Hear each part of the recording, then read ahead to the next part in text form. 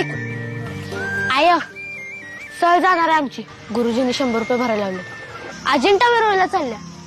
मला बी जायचं आहे. सांग प्रश्न काय तू भी मलाच दाडाला देतोस त्यांच्या. विचारते नंतर. का पुस्तक हातात घेऊन माहितीये का अभ्यासाच्या नावानं कायम बोंबा बोंब चालल्यात सहलीला. पैसे काय झाडाला लागतात काय तिकडे राबा जाऊ म्हणजे कळतंय.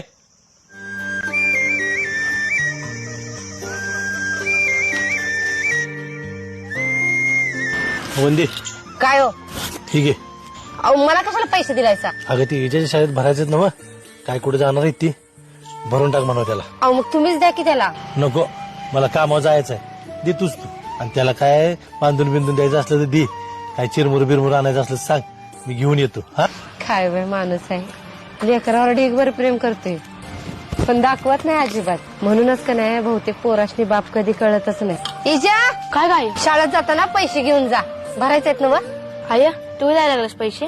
मला माहित होतं तुझं लय प्रेम आहे माझ्यावर. हेच गोड पेंड खाते. माझं प्रेम आहेच तुझ्यावर पण पैसे मी काय कमवायला जाते होय रे. तुझा बाप देऊन गेलाय जाताना पैसे इजेच्या शाळेत भर म्हणून. हे असंच असते. बाप प्रेम करत असते पण ते कधीच पोराशने दिसत नसते.